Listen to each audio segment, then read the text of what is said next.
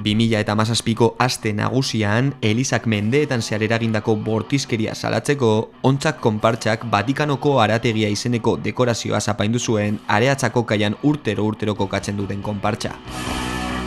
Aldarrikapena zinez grafikoa, aste nagusitik pasa ziren guztien arreta deitu zuen. Gauzak horrela, Elizatik eta Falange Basko Navarratik aginteen aurrean salaketa jarri eta auzi judiziala martxan jarri zen. Sentimendu erlijiosoen kontrako ustezko irainengatik. Urte eta erdi beranduago, Bilboko 3. epaitegi penaletik absoluzioa jaso dute. Agertu zen ertzaintza, eta hori esaten zegoela salaketa bat, ez zuten prezisatu, baina hori salaketa bat zegoela, eta hartu kendu behar zituztela, genituela dekorazioak, eta bestela haiek kenduko zituztela. Eta nigo ziren, kentzera, eta ala jaso genuen berria. Baina, momentu konkretu batean, fiskaliak aukeratu zuen ofizioz jarraitzea edo. Hori salaketarekin salaketa aurrera eramatea. Salaketa aste nagusia ospatzen zen bitartean eman zen, eta bi entitate kontserbadoretik etorri zen. Alde batetik Bilboko gotzaingoak jarri zuen, ustez sentimendu erlijiosoen kontra egiten zuelako. Beste alde batetik, gorroto delitu eta armen jabetzako delituengatik atxilotua izan den Jose Ignacio Irusta, Falange Basko Navarrako arduradunak jarri zuen salaketa. 3. salaketa bat ere izan zen, Andaluziako herritar batek jarrita, beste erakunderekin inolako loturarik ez zuena. Naiz eta gero gotzaina eta ez da Irusta presentatu epeketara, helburua zen dekorazioa kentzea lortuta zegoen. Gero, reperkusio gehiago, gutxiago dekorazioa eukitzea ala ez, beste kontu bat da. Baina orain, gaur egun, paile batek esan du, ez zegoela deliturik aldarrikapen askatasunaren eskutik zegoela gure kreazioa, baina azkenean helburua lortuta zeukaten. Eta, humorez hartu genuen, ez genukan beste modu bat, eta gu beti findatu dugu humorea, eta aldarrikapen askatasuna, eta hildo horretatik uste genuen zela biderik egokiena. Dekorazioa honak kenduta zegoen, orain berreskuratzeko gogoak ditugu zen eta hori rekisatu zen paileak esan zuelako edo alako zerbait, baina gure azkenean gure sorketa bat zen, epaile batek esaten du aldarrikapen askatasunarekiko zuzena zela.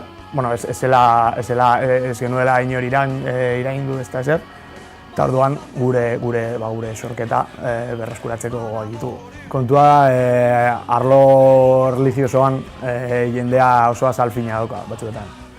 Eta, Eliza eta boterearen eskutik joan direla ehundaka urtez, egia, ezin da negatu. Eta, pizkat representatibo da, konpartsa askok beste gauza askorekin, bromak edo errebindikazioaren bat egitea, eta ez ailegatu maila honetara, eta Elizarekin topatzen dugunean, gauza asko aldatzen da. Auzia, ontzak konpartsa osoaren gainean erori bazen ere, arduradun batek jaso behar izan zuen bere bizkarrean. Naiz eta bera epaitegira joan, azkenean salaketa gure kontra zen. Bera jasan izan behar du prozesu guztia eta azkenean esposizioa bai. Baina salaketa gure kontra zen, konpartsa osoaren kontra zen. Orduan alan hartu dugu eta ez da burutik pasatu gelditzea edo alde batera ustea edo alako zer. Gurekiko eraso bat zen eta aurrera eraman behar genuen. Eta gainera arrazoia genukara uste genuen, jakiten genuen. Urte bateko epaiaren ostean, Bilboko 3. epaitegi penalak adierazpen askatasunaren babespean absoluzioa ekarri zuen. Guadalupe Diez epaileak zilegizko adierazpena eta difusioa izan zela adierazi zuen, iseka egiteko osagai batzuekin egindako ariketa izanik.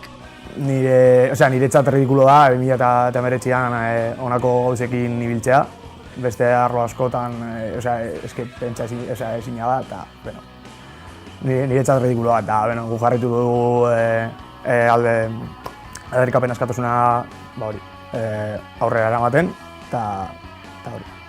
Konpartzen apoioa, beste konpartzen apoioa jaso dugu, Bilbo konpartzen apoioa jaso dugu, erakunde askotatik mezuak jaso ditugu, asambleetatik, jende askok azkenean gure alde, haien apoioa aurkeztu digute.